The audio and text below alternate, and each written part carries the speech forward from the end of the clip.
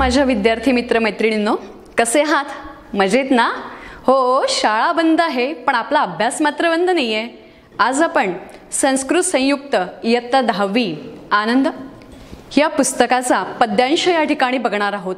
यामध्ये आज आपण तिसरी सुक्तीसुधा ह्याच्या पूर्वी पहिले ह्याचा जो प्रश्न परीक्षेतलं स्वरूप आहे ते बघणार आहोत. पद्य हा तिसरा प्रश्न आपल्याला येतो. 10 गुणांचा हा प्रश्न असतो. त्याच्यामध्ये पहिल्या प्रश्नामध्ये एक श्लोक दिलेला असतो आणि तुम्हाला तो 4 मार्कांचा असतो. ह्या 4 मार्कांसाठी तुम्हाला 5 प्रश्न दिले असतात. ह्या 5 प्रश्नांपैकी पहिला प्रश्न एका वाक्यात पूर्ण उत्तर लिहा, दुसरं जोड्या, तिसरं जालरेखा, चौथं विभक्तीचे पद लिहा आणि 5वं संधी विग्रह. तिसरा आ प्रश्न याच्यामध्ये तुम्हाला श्लोक दिला असतो. त्या श्लोकाचं पहिलं शब्द आणि शेवटचा शब्द दिलेला असतो, मधला तुम्हाला पूर्ण करायचा असतो. त्यानंतर तिसरा ई ह्याच्यामध्ये तुम्हाला एक श्लोक दिलेला असतो जो पूर्ण श्लोक असतो आणि ह्याचं तुम्हाला तुमच्या माध्यम भाषेमध्ये भाषांतर करून लिहायचं असतं आणि 2 श्लोक दिले असतात. 2 पैकी एकाचं भाषांतर करायचं असतं जो असतो 2 गुणांचा. म्हणजे प्रश्न पहिला अ हा 4 गुणांचा, आ हा पण 4 गुणांचा आणि ई हा 2 गुणांचा, असं 10 गुणांचा हा पद्य विभाग आज आपण अभ्यासणार आहोत. यामध्ये सगळ्यात पहिले आपण सुक्तीसुधा याचं थोडक्यात बघूया. तर ही जी सुक्तीसुधा किंवा सुभाषित म्हणजे काय? ज्याप्रमाणे व्यायामामुळे शरीर निरोगी निकोप होतं, त्याप्रमाणे सुभाषितामुळे आपला मन मेंदू हा तरतरीत आणि तजेलदार आणि तितकाच निकोपी होतो. सुवचनांचा उपयोग आपण आपल्या बोलण्यात केला तर ते तितकं प्रभावी होतं. शिवाय निबंधामध्ये आणि वाक्यामध्ये आपण त्यांचा उपयोग करू शकतो. ही तीनही कालात तेवढीच खरी ठरलेली आहे. म्हणून अतिशय पुराण कालापासून असलेली हितोपदेश, पंचतंत्र ह्यासारखी पुस्तकं विद्यार्थ्यांनो त्यातले उदाहरणं तुम्हाला अभ्यासासाठी आहेत. तर आपण पहिलं सुक्तीसुधातलं बघूया. ह्याच्यामध्ये तुम्हाला विद्येचं महत्त्व सांगितलं आहे. अतिशय छान असा हा श्लोक आहे की विद्या हे माणसाचं झाकून ठेवलेलं सुरक्षित धन आहे. ते मनुष्याला उपभोग, सुख आणि कीर्ती देतं. विद्या मनुष्याला परदेशात नातेवाईकांप्रमाणे सोबत करते. विद्या हे सगळ्यात श्रेष्ठ दैवत आहे. इवन अगदी राजांमध्ये सुद्धा त्यांच्या धनाची पूजा होत नाही तर राजाच्या विद्वत्तेचीच पूजा केली जाते. म्हणून विद्या हे सर्व धनात श्रेष्ठ धन मानलं जातं आणि ज्याच्याजवळ विद्या नाही तो मनुष्य पशुवत मानला जातो. यानंतरचा श्लोक, नीतिशास्त्रांमध्ये जे निपुण आहेत त्यांनी तुमची निंदा करो किंवा स्तुती करो, तुमच्याजवळ लक्ष्मी येवो अथवा लक्ष्मी निघून जाओ, किंवा मरण आज येवो किंवा केव्हाही येवो, नंतर येवो, पण न्यायाच्या पथावरून चालणारे लोक आपल्या मार्गापासून कधीही विचलित होत नाही. आणि हा खरंच शिकण्यासारखा गुण आहे बरं का विद्यार्थ्यांनो. ह्यानंतरचा तिसरा श्लोक, ह्याच्यामध्ये आपल्याला अगदी आपल्या डोळ्यासमोर सगळ्यांच्या घरी आपल्याला माहिती आहे आपल्याकडे जवळपास पोपट पाळले जातात. का बरं? कारण ते अति बोलतात आणि फार गोड बोलतात. त्यामुळे काही ठिकाणी गोड बोलणं किंवा अति बोलणे सुद्धा आपलं नुकसानदायक कसं ठरतं हे आपल्याला या श्लोकातनं शिकायला मिळतंय. काय सांगितलंय की मैना आणि पोपट हे फार गोड बोलतात आणि म्हणूनच ते बंधनात अडकतात. आणि अगदी बगळा सुद्धा तितकाच देखणा आहे. पण बगळ्याला का आपण बंधनात अडकवत नाही? कारण तो शांत असतो. म्हणून अगदी अगदी अज्ञानी माणसाच्या तोंडी देखील हे तुम्ही सुवचन ऐकलं असेल की मौनम सर्वार्थ साधनम. म्हणून प्रत्येकच ठिकाणी तोंड उघडू नये किंवा बडबड करू नये. बहुतेक ठिकाणी शांत राहणं हे देखील हितकारकच असतं. त्यानंतरचा पुढचा श्लोक आपण बघूया की बरेचदा आपण खूप गोष्टींना क्षुद्र किंवा लहान समजतो. पण नाही बरं विद्यार्थ्यांनो, असं नाहीये. ह्या क्षुद्र किंवा लहान समजल्या जाणाऱ्या गोष्टी जेव्हा एकत्र येतात तेव्हा मात्र त्यांची शक्ती अतिशक्तिशालीपेक्षाही शक्तिवान झालेली असते. उदाहरणादाखल जर बघायचं झालं तर वाळलेल्या काड्या, गवताच्या काड्या ज्या आपण क्षुद्र समजतो, पण ज्यावेळी ह्या वाळलेल्या गवताच्या काड्यांपासून दोरी वळवली जाते ना, त्या दोरींपासून मत्त झालेल्या हत्तीला सुद्धा बांधता येतं. म्हणून ह्या श्लोकातनं आपल्याला एकीचे बळ शिकायचे आहे बरं का विद्यार्थ्यांनो. त्यानंतर पुढचं आहे की आजचं युग कशाचं आहे बरं? प्रसिद्धीचं युग आहे. माणूस काहीही करतो पण प्रसिद्ध होतो. आणि ही हास्योक्ती आहे की फार वर्षांपूर्वी लिहून ठेवलेली आहे. आपल्याला माहिती होतं का की आज कोणी असं करेल? की आज साधी गोष्ट आहे, पूर्वीच्या काळी छोटंसरी उसवलं असेल किंवा फाटलं असेल तर वडील घरातले सांगायचे किंवा वडीलधारी व्यक्ती सांगायचे जा ते फाटलं घालायचं नाही बरं का. पण आज काय होतंय की फाटले कपडे घालणे फॅशन आलेली आहे आणि म्हणून ही हास्योक्ती तेव्हा सांगितलेली आज कशी खरी झाली आहे काळाच्या कसोटीवर बघूया या श्लोकामध्ये. काय सांगितलंय? तुम्ही मडके फोडा, कपडे फाडा, गाढवावर बसा, काहीही करा, पण तुम्ही प्रसिद्ध व्हा. म्हणजे प्रसिद्ध होण्यासाठी माणूस कुठल्या स्तराला काय करू शकतो हे ह्या श्लोकात सांगितलेलं आहे. ह्यानंतरचं आपल्याला पंचम पाठ युग्ममाला जो तुम्हाला कंठस्थीकरणासाठी आहे. कंठस्थीकरण म्हणजे पाठ करायचं आहे, पहिलं शब्द आणि शेवटचा शब्द येईल, मधले तुम्हाला लिहायचं आहे. तर ह्याच्यामध्ये युग्ममाला म्हणजे जोडीने येणारे माळ, म्हणजे जसं आपण म्हणतो की जसं म्हटलं तर पुढच्या वाक्यात तसं येणारच आहे, ज्यामुळे म्हटलं तर पुढच्या वाक्यात त्यामुळे येणारच आहे, जेथे म्हटलं की पुढच्या वाक्यात तेथे येणारच आहे. तर अशा ह्या शब्दांचा जेथे जोड होतो त्याला युग्ममाला म्हटलेलं आहे. ही युग्ममाला आपण बघूया. ह्याच्यामध्ये सगळ्यात पहिले सांगितलेलं आहे की सोनं, म्हणजे सोनं बावन कशी कसं ठरतं, तर त्या सोन्याला घासलं, तापवलं, ठोकलं आणि त्याच्यानंतर त्याला कापलं जातं. जेव्हा या 4 क्रिया त्या सोन्यावर करतात तेव्हाच ते सोनं 52 कशी सोनं ठरतं, ज्याला आपण 24 कॅरेट म्हणतो, हो ना. मग मनुष्याचे पण अशा काही कसोट्या असतील? हो, आहेत ना. मनुष्याच्या कसोट्या आहेत. त्याच्यामध्ये सगळ्यात पहिलं त्याला दिलं आहे त्याचं शिक्षण, नंतर चारित्र्य, त्याचं कर्म आणि त्याचे सद्गुण. होय, म्हणून मनुष्याचं शिक्षण, चारित्र्य, सद्गुण आणि कर्म हे नेहमीच त्याच्यासोबत असतो आणि ह्या कसोटीवरच मनुष्य सद्गुण किंवा सद्गृहस्थ म्हणून ओळखला जातो. ह्या कसोट्या आपण आपल्याजवळ बाळगायलाच हव्यात बरं का विद्यार्थ्यांनो. ह्यानंतरचा पुढचा श्लोक आहे की ज्या ठिकाणी आपण असं म्हणतो की मराठीतली एक म्हण आहे की वासरात लंगडी गाय शाणी, असं का म्हटलेलं आहे तर हे संस्कृतमधल्या या श्लोकामधनं आपण समजावून घेऊया की ज्या ठिकाणी अनेक वृक्ष असतात, आपण पहिली महावृक्ष असतात, तर त्या ठिकाणी महावृक्षाला महावृक्षच म्हटलं जातं. पण वाळवंटात मात्र जिथे वृक्ष होत नाही, महावृक्ष येत नाही, तयार होत नाही, त्या ठिकाणी एरंडाच्या झाडाला सुद्धा महावृक्षाचा मान मिळतो. का? कारण तिथे वृक्षच नसतात. अगदी त्याचप्रमाणे माझ्या विद्यार्थ्यांनो की ज्या ठिकाणी बुद्धिमान मनुष्य नसेल त्या ठिकाणी साधारण बुद्धीच्या मनुष्याला देखील विद्वान मनुष्याचा दर्जा प्राप्त होतो. याचा अर्थ हा आहे का की तो विद्वान आहे? नाही, हे त्याला त्या विद्वान नसल्यामुळे मिळालेलं रूप आहे. यानंतरचं पुढचा श्लोक बघूया की तावत भयात बिभेतव्यम यावत भयम मनागतम आगतम तो भयम वीक्ष नर कुर्यात यथोचितम. हा श्लोक मी मुद्दाम ह्यासाठी वाचून दाखवलाय कारण बऱ्याच वर्षापूर्वी लिहिलेला हा श्लोक आजच्या मार्च महिन्यापासून सुरू असलेल्या कोविड-19च्या ह्या गोष्टीवर अगदी खरा उतरलेला आहे. या श्लोकाचा अर्थ काय आहे बरं की जोपर्यंत आपल्याला संकट येत नाहीत, म्हणजे आपल्याला माहिती असेल की कोविड आहे तर आपण त्याला घाबरतो, ठीक आहे, ते संकट आले नाही तोपर्यंत त्याला घाबरणं ठीक आहे. पण ज्यावेळी ते संकट येतं त्यावेळी त्या संकटाला न घाबरता त्याला समोर कसं जायचं ते आपण केलं पाहिजे. म्हणजे जोपर्यंत संकट आलेलं नाही तोपर्यंत त्याला घाबरणं ठीक आहे विद्यार्थ्यांनो, पण संकट आल्यानंतर मात्र त्याचा आपल्याला सामना करायला हवा, हे ह्या श्लोकातनं आपल्याला शिकायला मिळतं. पुढचा आपला श्लोक आहे की शहाणा माणूस. आता परत तिथे अति बोलण्याचं एक उदाहरण दिलं आहे की खरंच विद्यार्थ्यांनो की बोलणं हे प्रमाणात असावं आणि ते मोजकं असावं आणि कमी शब्दात भरपूर आशय देणारं असावं, जे आपल्या सुभाषितांमधून या ठिकाणी आपल्याला शिकायला मिळतं. आणि म्हणूनच ही सुवचनं तुम्ही पाठ करायला हवी, अभ्यासायला हवी, इतकंच नव्हे तर अंगीकारायला हवीत. या ठिकाणी असं सांगितलं आहे की शहाणा माणूस जो असतो तो कधीच अति बडबड करत नाही. बडबड तर सोडा, पण विनाकारणचं त्याचं तोंड उघडं करून काहीच्या काही तो बरळत नसतो. पण ते जर साधारण बुद्धीचा माणूस बघितला तर तो ऐकतो कमी आणि बडबड जास्त करतो, त्याचं तोंड सतत सुरू असतं. मग ह्याचं उदाहरण देताना आपल्याला सुभाषितकारांनी काय सांगितलं आहे की जर समजा तुम्ही असं बघितलं की सोनं वरून खाली पडलं किंवा सोन्याला ठोकलं तर त्याचा आवाज होत नाही, पण कास्य किंवा ज्याला काश म्हणतो आपण, त्या काशाच्या भांड्याला ठोकलं किंवा काशाचं भांडं वरून खाली पडलं तर मात्र ते ठणठण आवाज केल्याशिवाय राहणार नाही. किंवा साधं उदाहरण बघायचं झालं की एक 5चा कॉईन घेतला किंवा 5ची नोट घेतली, तर ती नोट जी आहे किंवा 1चा कलदार घेतला आणि 5चा नोट घेतली, 1चं नाणं तुम्ही खाली टाकलं तर ते खणखण आवाज करेल, पण 100ची किंवा 1000ची नोट खाली पडली तर ती आवाज करणार नाही. म्हणजे जी व्यक्ती जितका मोठा असतो तितकं त्याचं बोलण्यावर नियंत्रण असतं, शब्दांवर नियंत्रण असतं. म्हणून मुलांनो, बोलण्यापेक्षा कृतीवर आपल्याला जास्त भर द्यायचा आहे. हेच या सुभाषितातून शिकायचं आहे. पुढची आपली सुभाषित आहे की छान आपल्याला एक सांगितलंय की यादृशम वपते बीजम क्षेत्रमा साध्यम कर्षकः सुकृते दुष्कृते वापी तादृशम लभते फलम.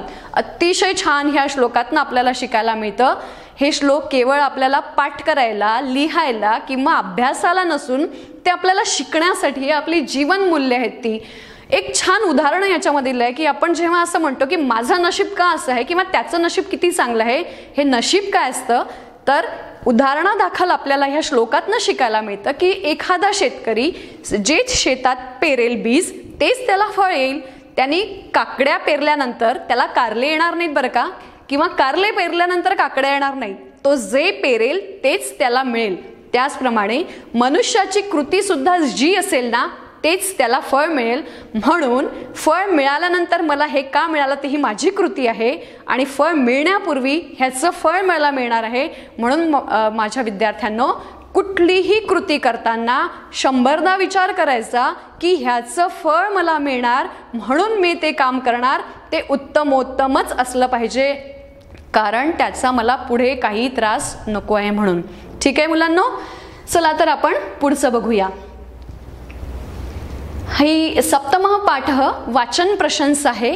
वाचन प्रशंसा हा आपले माजी राष्ट्रपती डॉक्टर APJ अब्दुल कलाम यांचा 15 ऑक्टोबर हा जन्मदिवस वाचन प्रेरणा दिन म्हणून आपण भारतभर साजरा करतो. मिसाईल मॅन आहे, तुम्ही सगळ्यांनी त्यांची पुस्तकं वाचली असेल. अतिशय छान आहे की ह्या व्यक्तीकडनं खूप काही शिकण्यासारखं आहे आणि ह्या व्यक्तीचा जन्मदिवस आपण वाचन प्रेरणा दिन म्हणून भारतभर साजरा करतो. आणि या पूर्ण श्लोकांमध्ये वाचनाचेच महत्त्व दिलेले आहे. अतिशय सुंदर वाचनाचं काय महत्त्व आहे ते आपल्याला शिकायचं आहे. आणि दुसरी अशी गोष्ट की आज आपण असं बघतोय की आपण वाचनाकडेच नेमकं दुर्लक्ष केलं आहे मुलांनो. कारण अगदीच आपण आपली पाठ्यपुस्तके तरी वाचतो का? नाही ना, फार कमी वाचतो, कारण आपल्याला तयार उत्तर हवी असतात. पण मुलांनो, तसं करायचं नाही. जेव्हा तुम्ही तुमची पाठ्यपुस्तके, अवांतर पुस्तके आणि सगळं साहित्य वाचाल तेव्हा तुम्ही अधिकाधिक प्रगल्भ होत जाल. आणि हेच आपल्याला ह्या वाचन प्रशंसेतून शिकायचं आहे. याच्यामध्ये आपण पहिलं बघूया. शीलम सद्गुण संपत्ती ज्ञानम विज्ञानमेवच उत्साहो वर्धते येन वाचनम तदहितावहम. मग वाचनासाठी तर खूप सारी पुस्तकं आहेत, सगळ्या प्रकारची आहेत, अ पासून तर ज्ञ पर्यंत आहे. पण नेमकं वाचावं काय हा पण प्रश्न आहे ना. तर म्हणून आपल्या सुभाषितकारांनी आपल्यासाठी अगदी 2 ओळीत छान मत लिहून ठेवलेलं आहे की विद्यार्थ्यांनो, तुम्ही काय वाचावं किंवा वाचणाऱ्यांनो तुम्ही काय वाचावं की ज्यामुळे आपलं चारित्र्य, सद्गुणरूपी संपत्ती, ज्ञान, विज्ञान आणि उत्साह वाढतो ते वाचन करावं. किंवा ज्या वाचनाने आपले चारित्र्य, सद्गुण संपत्ती, ज्ञान, विज्ञान आणि उत्साह वाढतो त्या वाचनाचा उपयोग करावा. जे वाचल्यानंतर आपल्यामध्ये काहीतरी स्फुल्लिंग आल्यासारखं वाटतं. एखादं चरित्र म्हणा, थोर पुरुषांचे चरित्र किंवा त्यांच्या ज्या काही चांगल्या चांगल्या गोष्टी लिहून ठेवल्या, त्यांचे अनुभव आहेत, ते आपण नक्कीच वाचायला हवे. कारण त्यामुळे आपलं चारित्र्य, संपत्ती, ज्ञान, विज्ञान यामध्ये भर पडणार आहे. यानंतरचा पुढचा श्लोक आहे. वाचनाने, मग ह्या वाचनाचा उपयोग काय आहे की मला समजा काही येत नाही पण मला खूप काही शिकायचं आहे आणि मला प्रत्येक वेळेस शिकवणारं कोणी भेटणार नाहीये, तर मी कोणाचा आश्रय घेईल बरं? तर मी आश्रय घेईल पुस्तकांचा. पुस्तकामुळे माझ्या ज्ञानामध्ये भर पडेल, हा एक पहिला फायदा. त्यानंतर तो वाचणारा बहुश्रुत होतो, म्हणजे त्याला विद्वान देखील म्हणतात किंवा खूप काही त्याच्याजवळ ज्ञान त्यावेळेस असतं, त्याला खूप गोष्टींची माहिती झाली असते आणि त्याला जे काही काम करायचं आहे त्या कामामध्ये तो तरबेज झालेला असतो. कारण कुठलंही काम करायचं असेल तर त्या गोष्टीचं त्यासाठी पूर्ण ज्ञान असणं आवश्यक आहे. आणि हे पूर्ण ज्ञान आपल्याला गुरु देतात, पण गुरु आपल्याजवळ प्रत्येक वेळी सोबत नसतात. म्हणून ही पुस्तकरूपी गुरु आपण जर जवळ केलेत किंवा यांचं वाचन केलं तर आपण बहुश्रुत होऊ आणि आपल्या कामात तरबेज होऊ. म्हणून विद्यार्थी मित्रांनो, सतत वाचन करत राहावे. ह्यानंतर आज आपल्याला हा सांगितलं आहे, ह्या श्लोकामध्ये शिकायचं आहे की काय सांगितलं आहे की व्यास, वाल्मिकी आणि बाणभट्ट कोण आहेत बरं हे? तर व्यासांनी काय लिहिलंय? महाभारत लिहिलंय, वाल्मिकींनी रामायण लिहिलंय आणि बाणभट्ट हे संस्कृतातले प्राचीन कवी आहेत. मला सांगा 5000 वर्षापूर्वी लिहिलेलं महाभारत लॉकडाऊनमध्ये परत आपल्यासाठी 30 ते 32 वर्षांनी का बरं लावलं असेल? कारण त्याच्यामध्ये सांगितलेले जे काही संदर्भ आहेत किंवा त्याच्यामध्ये शिकवण जी आहे की अंतिम विजय हा सत्याचाच असतो, ह्या गोष्टी आपल्याला शिकायला मिळाल्या आहेत आणि त्या काळाच्या कसोटीवर खऱ्या ठरलेल्या आहेत. आज जग कितीही पुढे गेलेलं असलं ना तरी आपल्याला रामायण आणि महाभारत या गोष्टींची कास सोडून चालणार नाही, कारण तो आपला गाभा आहे. आणि म्हणूनच एक छान उदाहरण आज आपल्याला फार पूर्वी लिहून ठेवलेलं पण आजही अभ्यासण्यासाठी असलेलं मुलांनो तुमच्यासाठी आज इथे आणि आपण ते शिकणार आहोत या श्लोकाच्या माध्यमातून. काय सांगितलंय की जे नेहमी वाचनामध्ये घडलेले असतात, की ज्यांना सतत वाचन हवं असतं. तुम्हाला माहिती आहे वाचन हे आपल्या मेंदूचं खाद्य आहे आणि त्यामुळे आपला मेंदू अधिकाधिक प्रगल्भ होत असतो. तर ह्या वाचनाला आज आपल्यामध्ये व्यास पण नाही, वाल्मिकी पण नाही आणि बाणभट्ट पण नाहीत, पण हे त्यांच्या पुस्तकातून लिहिलेल्या त्या माध्यमातून आपल्यापर्यंत सतत पोहोचत असतात आणि ते आपल्याला शिकवत असतात. आणि त्यांची शिकवण कितीही युग लोटली तरी पण ती तेवढीच खरी राहील बरं का विद्यार्थ्यांनो. म्हणून प्राचीन ग्रंथापासून तर आधुनिक पुस्तकांपर्यंत सगळ्यांचे वाचन करणं तितकंच महत्त्वाचं आहे. त्यानंतरचा पुढचा श्लोक की असं म्हटलंय की अद्यया वृद्धी ज्ञानाय वृत्तपत्रम पठे सदा सर्वविद सुविद्यार्थम वाचनम उपकारकम. की जर तुम्हाला आज काय चाललंय हे तुम्हाला शिकायचं असेल किंवा तुम्हाला जाणून घ्यायचं असेल तर मुलांनो तुम्ही कशाचं काय कराल? तर तुम्हाला वृत्तपत्रांचं वाचन करायला हवं. हा श्लोक बऱ्याच वर्षापूर्वी लिहिलेला आहे, जेव्हा TV किंवा इतकं केबल नव्हतं किंवा मोबाईलवर ह्या सगळ्या गोष्टी येत नव्हत्या. त्यामुळे वृत्तपत्र हे तेव्हाचं सगळ्यात प्रभावी माध्यम होतं. त्यामुळे त्यांनी सांगितलं की वृत्तपत्रांचं वाचन करावं, कारण वृत्तपत्रांमध्ये सगळ्या जगातल्या चालू घडामोडींचा नोंद आलेली असते आणि ती आपल्यासाठी निश्चितच उपकारक असते. म्हणून विद्यार्थ्यांनो चांगल्या प्रकारच्या विद्येसाठी, अद्ययावत ज्ञानासाठी, म्हणजे तुम्हाला जर तयार राहायचं असेल की आज जगात काय कुठे सुरू आहे हे शिकायचं असेल तर वर्तमानपत्र न चुकता तुम्ही वाचू शकता. बरं, तुम्ही आत्ता असं म्हणाल की मॅडम सध्या तर 3 महिने झाले वर्तमानपत्र बंद आहे. अगदी बरोबर आहे, पण आपल्या मोबाईलवर येतं बरं का. त्याच्यामुळे त्याला आपण असं म्हणू शकत नाही की हे बंद आहे किंवा ते बंद नाही. शाळा पण बंद आहे, आता अभ्यास सुरूच आहेत, वर्तमानपत्र बंद आहे पण मोबाईलवर येतच आहेत. म्हणून या प्रकारे आपण आपल्या ज्ञानाची भूक सतत सुरू ठेवावी, तिला विझू देऊ नये. त्यानंतरचा पुढचा श्लोक आहे की हा खूप छान श्लोक आहे विद्यार्थ्यांना तुमच्यासाठी. फार पूर्वी लिहिलंय पण हा कितीही काळ गेला तरी हा तेवढाच खरा राहील. की वृथा भ्रमण को क्रीडा परपीडा पभाषणैहि कालक्षेपो न कर्तव्यो विद्यार्थी वाचनम श्रेयेत. वृथा भ्रमण, कुक्रीडा, परपीडा, पभाषणैहि. छान सांगितलंय सगळ्या विद्यार्थ्यांनी. वृथा भ्रमण की मग आता काय शाळा नाही आहे, चला फिरायला, मग विनाकारण नका भटकू. तसंही भटकायचंच नाही आहे, पण जर तुम्ही भटकणार असाल तर त्या गोष्टींमध्ये काय नवीन सौंदर्य आहे, काय दिसतंय, काय शिकायला मिळतंय, काय इथे काय नवीन आहे, ह्या गोष्टींचा शोध घ्या. असं उगाचच भटकू नका विद्यार्थ्यांनो. दुसरं आहे अपशब्द, माफ करा, कोक्रीडा म्हणजे वाईट खेळ. म्हणजे कुठलाही वाईट खेळ ज्यामुळे तुमचं नुकसान होईल असा वाईट खेळ तुम्ही खेळू नका. तिसरं आहे परपीडा म्हणजे दुसऱ्याला त्रास होईल असं तुम्ही वागू नका. आणि अपभाषण, ही अपभाषण, वाईट शब्द बोलू नका. तुम्ही ह्या 4 गोष्टी टाळायलाच हव्यात. कुठल्या कुठल्या? वृथा भ्रमण, कोक्रीडा, परपीडा आणि अपभाषण. ह्या गोष्टी विद्यार्थ्यांनो तुम्ही टाळायलाच हव्यात, जेणेकरून आपण उत्तमोत्तम नागरिक बनू. म्हणून मग तुम्ही काय करायला हवं? तर कालक्षेपो न कर्तव्यो, ह्या गोष्टींमध्ये वेळ न घालवता विद्यार्थी वाचनम श्रेयेत, विद्यार्थ्यांनी वाचनाचा आश्रय घ्यावा. सतत आपल्या मेंदूची भूक जागी ठेवावी आणि वाचनच करत राहावं, जेणेकरून ह्या विनाकारणच्या गोष्टीला आपल्याला वेळ मिळणार नाही आणि आपण अधिकाधिक प्रगल्भ होऊ. पुढे यानंतर हा श्लोक वाचन प्रशंसेचा कळस म्हटला तरी पण चालेल. अतिशय छान श्लोक आहे की यांनी काय सांगितलंय की वाचनम ज्ञानदम बाल्ये तारुण्ये शीलरक्षकम वार्धक्ये दुःखहरणम हितम सद्ग्रंथ वाचनम.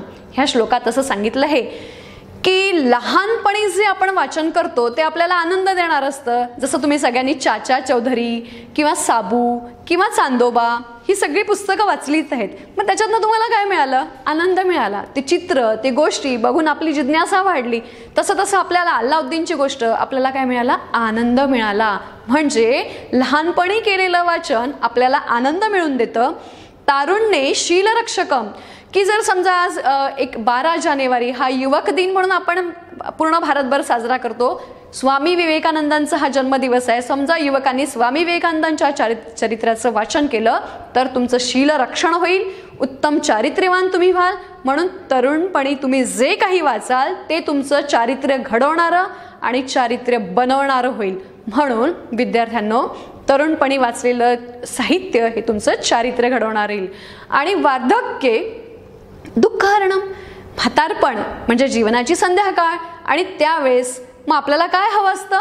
तर आपल्याला आनंदी स्वतःला कसं ठेवणं, कारण अवयव निकामी होत असतात. तर स्वतःच्या मनाला आनंद देणं, तर त्याला बाहेरच्या वस्तू आपल्याला आनंद देत नाही. तर मन आनंदी करण्यासाठी वाचनाचा आश्रय घ्यायचा असतो. म्हणजे बघा, तीच पुस्तकं, तेच वाचन 3 वयांमध्ये, वयांच्या अवस्थांमध्ये वेगवेगळे अनुभव देत असतात. ज्याप्रमाणे लहानपणी वाचलेलं पुस्तक आनंद देईल, तरुणपणी वाचलेलं पुस्तक चारित्र्याचं रक्षण करेल आणि म्हातारपणी वाचलेलं पुस्तक आपल्याला आनंद देईल. म्हणून विद्यार्थ्यांनो, चांगल्या ग्रंथांचे वाचन हे नेहमीच हितकारक असते. म्हणून हे पण सांगितलं की चांगल्या ग्रंथांचे. मग वाचन कशाचं करावं? तर चांगल्या ग्रंथांचं वाचन नेहमीच आपल्या हितावर ठरतं. यानंतर चित्रकाव्यम आहे. चित्रकाव्यामध्ये आपल्याला 4 श्लोक बघायचे आहे. ही याच्यामध्ये काय आहे? कोडी आहे किंवा एक श्लोक आहे, हास्योक्ती आहे. आता आपण ते बघणार आहोत की याच्यामध्ये एक पहिला भाग जो आहे ह्याच्यामध्ये संस्कृताचं सौंदर्य आपल्याला दिसून येतं. आणि ही चित्रकाव्यम म्हणजे मनोरंजन नाशिकचं काव्य असं म्हटलं जातं. हे तुम्हाला पाठांतरासाठी आहे. म्हणजे तुम्हाला एक श्लोक, जसा 3ऱ्या ई मध्ये हा प्रश्न येईल, 2 येतील, 2 पैकी 1 लिहायचा 2 मार्कांसाठी. तर हा श्लोक तुम्हाला जसा हा पूर्ण येईल आणि याचं भाषांतर तुम्हाला लिहायचं आहे. काय आहे बरं याच्यामध्ये? की वरच्या श्लोकामध्येच 4 ओळींचा श्लोक आहे. त्याच्यामध्ये तुम्हाला प्रश्न विचारले आणि त्या प्रश्नामध्येच त्याचं उत्तर दडलेलं आहे. छान आहे की कंसंजघान कृष्ण, की कृष्णाने कोणाला ठार मारले? तर पहिल्या 2 अक्षरांमध्येच त्याचं उत्तर आहे. काय उत्तर आहे बरं? कंस. अगदी बरोबर, कृष्णाने कंसाला ठार मारले. दुसरा शब्द आहे का शीतल वाहिनी गंगा. कोणती गंगा? शीतल वाहते. तर इथेच दिलेलं उत्तर काशी, म्हणजे काशीच्या भूमीवरून वाहणारी गंगा ही शीतल वाहते.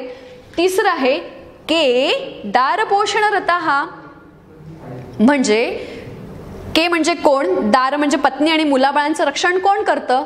तर त्याच्या पहिल्या 3 अक्षरांमध्येच उत्तर आलंय केदार पोषण. केदार म्हणजे शेतकरी. शेतकरी हा सगळ्यांच्या पोषणामध्ये घडलेला असतो. त्यानंतरचं याचं चौथं एक प्रश्न आहे, कम बलवंतम न बाधते शीतम. कोणत्या बलवानाला थंडी वाजत नाही? तर ह्याचं उत्तर ह्याच्या पहिल्या 3 अक्षरांमध्येच आलेलं आहे कंबलवंत, म्हणजे घोंगडं घेतलेल्याला थंडी वाजणारच नाही. तर हे आहे आंतरालाप म्हणतात त्याला. म्हणजे या प्रश्नांमध्येच याची उत्तरं आलेली आहे. यानंतरचा दुसरा आपण बघूया, हास्योक्ती. हास्योक्ती ही अगदी विनोदावर आधारलेली आहे. अगदी गमतीचा भाग आहे. कदाचित तुम्ही डॉक्टरांना हे ऐकवलं तर त्यांना हे मुळीच आवडणार नाही, पण त्यातला आपण विनोद भाग घेऊया. त्याच्यामध्ये सांगितलं आहे की वैद्यराज आणि यम हे कसे बरं? तर यमराज आपले वैद्यराज हे सख्खे बंधू आहेत. म्हणजे सहोदर, उदर म्हणजे सख्खे भाऊ. की यमराजाचे सख्खे भाऊ वैद्यराज आपण आहात. यमराजाचे सख्खे भाऊ वैद्यराज आपण आहात, म्हणजे यमराज आणि वैद्यराज हे दोघं सख्खे भाऊ आहेत. तर मी वैद्यराजांना नमस्कार करते किंवा करतो. का? कारण की यम तर फक्त प्राणच नेतात हो, पण वैद्यराज तर प्राणही नेतात आणि धनही नेतात. हा एक विनोदाचा भाग आहे. त्याच्यानंतर आपण पुढचं बघूया. पुढचा श्लोक, ही एक प्रहेलिका आहे. तर प्रहेलिका म्हणजे एक ह्याला आपण कोडं असं म्हणतो. त्याच्यामध्ये आपल्याला माहिती आहे, आपल्याला कोडं मराठीतलं माहिती आहे, पण आपण संस्कृतमधलं कोडं या ठिकाणी शिकणार आहोत. ह्या ठिकाणी असं म्हटलंय की अयम न भक्तो, मी भक्त नाही, न च पूजको, मी भक्त पण नाही आहे, माफ करा, हा भक्त पण नाही आहे, हा पूजक पण नाही आहे. घंटा स्वयं नादयते तथापि, पण हा घंटा मात्र वाजवत असतो. जर तो पुजारी नाही आहे, सेवकही नाही आहे, मग हा घंटा वाजवत असतो. धनम जनेभ्य किल याचेतम, पण हा लोकांकडून मात्र पैसे गोळा करतो, पण हा गरीब पण नाही आहे, निर्धन पण नाही आहे, मग हा कोण आहे? तर ह्या कोड्याचं उत्तर आहे बसचा कंडक्टर म्हणजे वाहक. तो घंटी पण वाजवतो, लोकांकडनं पैसे पण घेतो. अशा प्रकारचं हे कोड आहे. ह्याच्यानंतरचं पुढचं बघूया की समस्यापूर्ती. बरेचदा असं होतं की आपण एखादं काम करायला जातो आणि मग आपल्या हातनं काहीतरी तुटफूट होतं आणि मग आपण सांगतो टन टन टन टन, किंवा शाळेची घंटी झाली टन टन टन टन, जे पुढचं बोलायचं असेल ते आपण ते शब्दात न सांगता त्यावेळी जे आवाज झाला, ध्वनी झाली, त्याच्यामध्ये आपण सांगत असतो की ही ध्वनी आहे. मग या ध्वनीचा उपयोग त्या कडव्यामध्ये कसा करून घेतलेला आहे, ती समस्यापूर्ती याला असं म्हणतात. ती छान पद्धतीने इथं शिकवल्या गेली आहे, सांगितल्या गेले, ती आपण बघूया. तर रामाच्या राज्याभिषेकाच्या वेळी रामाच्या राज्याभिषेकाच्या वेळी एक युती सोन्याचा घडा घेऊन, एका युतीच्या हातून सोन्याचा पाण्याने भरलेला घडा पडला. म्हणजे राज्याभिषेकाच्या वेळी पाणी आणणारा युतीच्या हातून सोन्याचा घडा पडला, पायऱ्यांवरून पडला. सोपान म्हणजे पायऱ्या. तर पायऱ्यांवरून जेव्हा तो पडला तेव्हा त्याचा आवाज कसा झाला? ठण ठण ठठ ठण ठण ठ ठ ठण ठठण ठ. आणि अशा प्रकारे त्या ध्वनीचा ह्या समस्यापूर्तीमध्ये उपयोग करून घेतलेला आहे. ह्यानंतर आपण आपलं सरळ लेखनासाठी असलेलं म्हणजे भाषांतरासाठी असलेला पाठ 11वा म्हणजे मानवता धर्म बघूया. ह्या मानवता धर्म पाठामध्ये मुलांनो, मराठीमध्ये जी आपण एक नेहमी एक प्रार्थना आहे की माणसाने माणसाशी माणसासम वागणे, आणि सगळ्यात श्रेष्ठ धर्म जर कुठला असेल तर तो मानवता धर्मच आहे. जगामध्ये कुठलाही धर्म मोठा असू दे, पण त्याच्यामध्ये त्याचा जो गाभा आहे हा मानवता धर्मच आहे. मला सांगा, जगातला कुठलाही व्यक्ती घ्या, कुठलाही मनुष्य घ्या, कुठलाही प्राणी घ्या, कुठलाही पशु घ्या, त्याच्या रक्ताचा रंग कोणता? अगदी बरोबर, लाल. ज्याप्रमाणे सगळ्यांच्या रक्ताचा रंग लाल आहे त्याप्रमाणे सगळ्यांचा धर्म पण एकच आहे आणि तो आहे माणुसकी धर्म. होय, आज आपण कुठलंही संकट आलं तर माणूसच माणसासाठी धावून गेलेला पाहिलेला आहे. तो कुठल्या जाती धर्म पंथाचा नाही, तर तो माणूस आहे, ह्याला आपण महत्त्व दिलेलं आहे. तर पूर्ण माणुसकी धर्म शिकवणाऱ्या ह्या पाठातला पहिला श्लोक आपण बघूया. ह्याच्यामध्ये सांगितलं आहे की ज्याप्रमाणे यथैव सकला नद्याः प्रविशन्ति महोदधिं तथा मानवता धर्मम सर्वे धर्माः समाश्रितः. ज्याप्रमाणे तुम्ही कुठलीही नदी पाहिली तर ती शेवटी कोणास जाऊन मिळते? महासागराला. अगदी बरोबर. त्याचप्रमाणे सगळे धर्म, सगळ्या नद्या ह्या शेवटी समुद्राला जाऊन मिळतात. त्याचप्रमाणे सगळे धर्म हे मानवता धर्मामध्ये समाविष्ट होतात. ज्याप्रमाणे जसं आपल्याला सांगितलंय की संगीतातले 6 स्वर मुख्य आहेत आणि त्या 6 स्वरांवर पुन्हा संगीत आहे. सा, रे, ग, म, प, ध. या षड्जांवरती पूर्ण संगीत आहे. त्याचप्रमाणे मानवता धर्मावर इतर सर्व धर्म आधारलेले आहे. मग तुमची वेगवेगळी पूजा, अर्चा, भावना त्या काही पण असो, पण मूळ गाभा मात्र मानवता हाच आहे. ज्याप्रमाणे 6 स्वरांवर पूर्ण संगीत, त्याप्रमाणे मानवता धर्मावर इतर धर्म आधारित. पुढचा श्लोक. आता आपण तुम्हाला विज्ञानाच्या पुस्तकामध्ये एक आपण तुमचं उदाहरण तुम्हाला सगळ्यांना माहिती आहे. त्याच्यामध्ये असं आहे की सगळे रंग जर एकत्र केले तर कोणता रंग तयार होतो? अगदी बरोबर, पांढरा रंग तयार होतो. तुम्हाला आहे हे अभ्यासाला. त्याचप्रमाणे तुम्ही कुठलेही रंग करा, सगळे रंग एकत्र करा, त्याच्यातून शेवटी रंग तयार होतो तो पांढरा.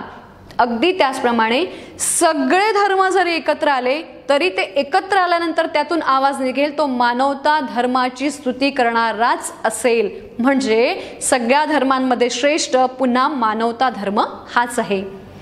त्यानंतर अगदी मानवता धर्म हा प्रत्येक धर्मात कसा मिसळला गेला आहे तो वेगळा काढता येणार नाही, तो त्याचा गाभा आहे. ते पूर्ण धर्मांमध्ये व्यापलेला मानवता धर्म हा आहे. कसं बरं, एक छान उदाहरण या ठिकाणी आपल्याला सांगितलेलं आहे की ज्याप्रमाणे तुम्ही पाण्यामध्ये तुम्ही साखर किंवा मीठ वेगळं काढू शकता का? नाही ना.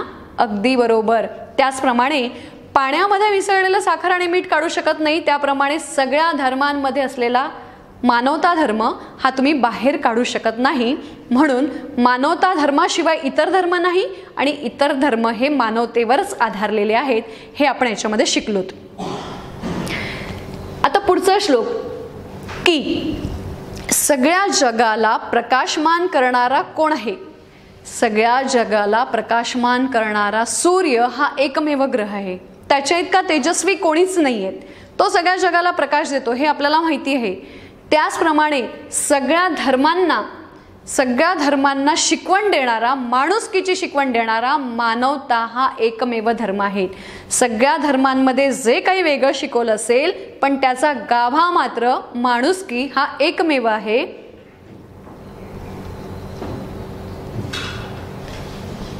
एक छान मनाला भिडणारा किंवा मनापाशी जाणारा, मानवतेच्या बद्दल काहीतरी सांगणारा हा श्लोक आपण आता शिकूया.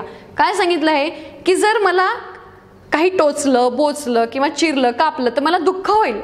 तर मला जसा त्रास होतो तसाच त्रास दुसऱ्याला देखील होतो. ही भावना ज्यावेळी आपल्यामध्ये निर्माण होते ती खरी मानवता होईल.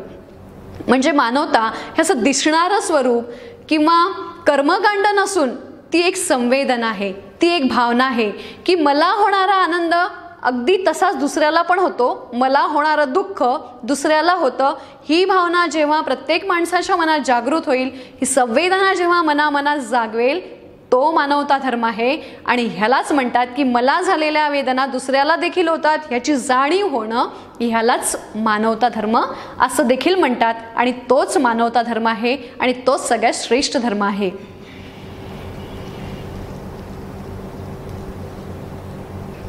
ह्याच्या आधीचं राहिलंय. ह्याच्यात काय सांगितलंय? मानवता धर्म आहे की हा माझा आणि हा परका असं ठेवून न वागता जेव्हा तो इतर माणसांशी वागेल तेव्हा तो खरा मानवता धर्म ठरेल. आणि म्हणून सगळ्या ह्या मानवता धर्माच्या ह्या पाठाचा आणि शेवटच्या श्लोकामध्ये आलेला सारांश काय सांगितलं ह्याच्यामध्ये की सगळ्या धर्मांचा पूर्णपणे त्याग करून तू हे मानवा मानवता धर्माचा स्वीकार कर. कारण तू या मानवता धर्मावर गेलास तरच तुझी प्रगती आणि कल्याण होईल. म्हणजे तुझ्या प्रगतीचा आणि कल्याणाचा मार्ग जर कुठला असेल तर तो मानवता धर्म ह्या धर्मावरून चालणं. म्हणून मानवते धर्माविषयी ह्या श्लोकामध्ये जे जे काही सांगितलं आहे ते फार अवघड नाही आहे. जे आपण वागतो, बोलतो, बघतो, अनुभवतो ते सगळं ह्याच्यामध्ये आलेलं आहे. त्यामुळे सगळ्या धर्मांचं सार जे काय असेल, तो मुख्य गाभा जो काय असेल तर तो आहे आपला मानवता धर्म.